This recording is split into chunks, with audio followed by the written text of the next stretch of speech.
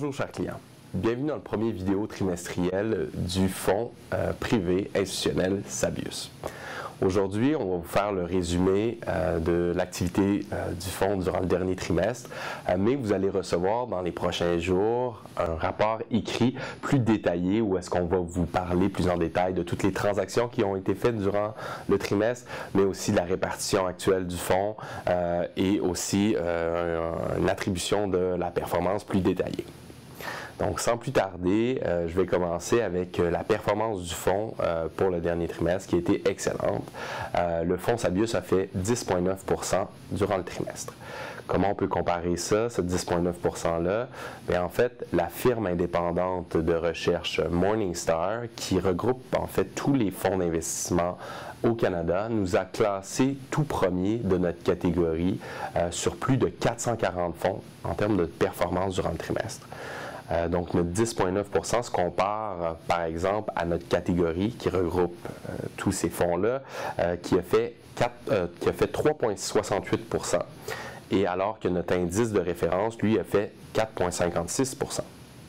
Donc, on est particulièrement fiers de cette performance puisque le fonds Sabius a moins de 50% en actions présentement.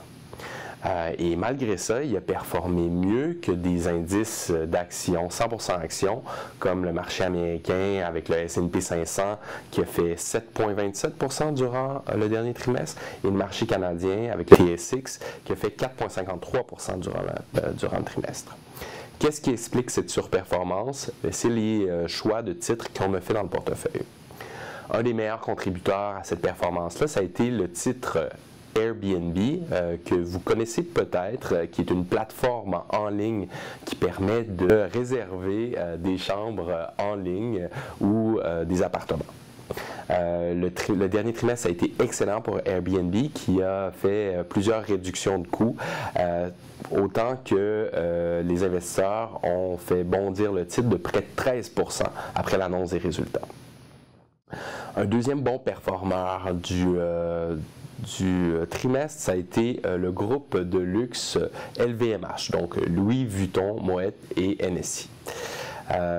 Louis Vuitton a bien profité de la réouverture en Chine, qui est maintenant un grand consommateur de luxe et a été très résilient. En fait, c'est un modèle d'affaires qui est drôlement intéressant, peu importe le cycle économique, parce que le luxe, contrairement à d'autres consommations discrétionnaires, est très peu affecté par le cycle économique. Peu importe le cycle économique, je dirais que leurs clientèles sont relativement peu affectés par ce cycle-là. Ils ne vont pas modifier leurs habitudes de consommation.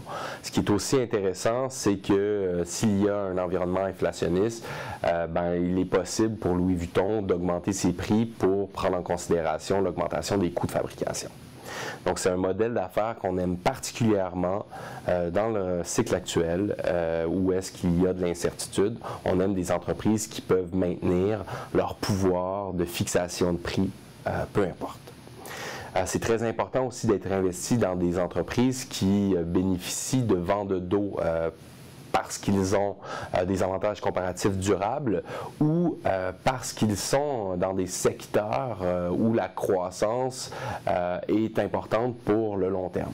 Donc, plusieurs titres dans notre portefeuille, entre autres, évoluent dans le secteur de l'intelligence artificielle qui a été mis de l'avant beaucoup dans la presse récemment, mais dans laquelle nous sommes investis depuis la création du fonds et qui nous a permis en fait d'avoir des très bonnes performances sur le trimestre, mais on pense aussi avoir des très bonnes performances sur le très long terme, puisqu'on voit, on pense qu'on est au début de ces avancées technologiques là. Donc, une deuxième classe d'actifs que j'aimerais vous parler aujourd'hui, c'est les billets structurés. Les billets structurés, on va vous en faire un topo beaucoup plus complet et précis dans le rapport écrit. Mais on voulait seulement vous mentionner ici que on est très enthousiaste par la classe d'actifs puisque on croit que la fin de l'année dernière a été probablement le deuxième meilleur environnement pour acheter des billets structurés depuis potentiellement 10 ans. Donc, tous les achats qui ont été faits dans le portefeuille, dans le billet structuré, risquent de supporter la performance à venir du fonds. Donc, on est pour plusieurs années à venir, donc on est très enthousiaste par rapport à cette classe d'actifs-là. Dernière classe d'actifs que j'aimerais vous parler aujourd'hui, c'est la classe d'actifs institutionnels. C'est un peu ce qui rend Sabius un fonds aussi unique, c'est de pouvoir vous rendre disponible des investissements qui sont normalement disponibles seulement à des investisseurs institutionnels comme la Caisse de dépôt ou à des grandes familles à travers leur bureau de famille. Donc, ces actifs privés-là, ça peut être plusieurs choses. Ça peut être des capitaux privés comme du private equity, mais ça peut être des fonds d'infrastructure qui achètent des routes à péage ou des centrales hydroélectriques. Ou ça peut être un gestionnaire de terres agricoles. Vous comprendrez ici que les actifs privés, c'est différent des actions cotées en bourse. Déjà, le processus est beaucoup plus long pour l'investissement, alors qu'une action cotée en bourse peut être achetée immédiatement. Des actifs privés, ben, ça prend du temps. Déjà, il faut faire toute la recherche pour vous, pour trouver le meilleur gestionnaire d'actifs privés au monde.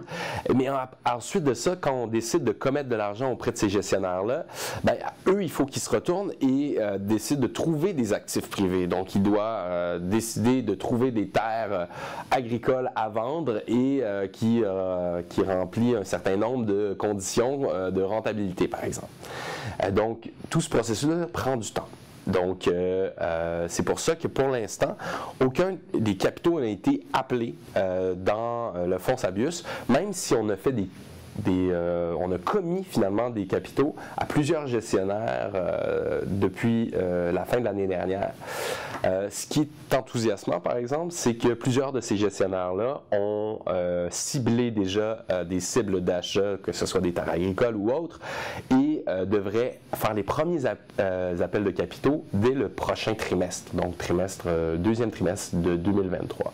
Donc, on est très enthousiaste par rapport à ça et bien sûr qu'on va vous garder au courant des avancées sur ce front-là. Donc, on vous rappelle qu'on va vous envoyer par courriel un rapport écrit détaillé avec l'activité de Sabius, mais si vous avez des questions, ça va nous faire un plaisir d'y répondre, donc n'hésitez pas à nous contacter. Merci et bonne journée.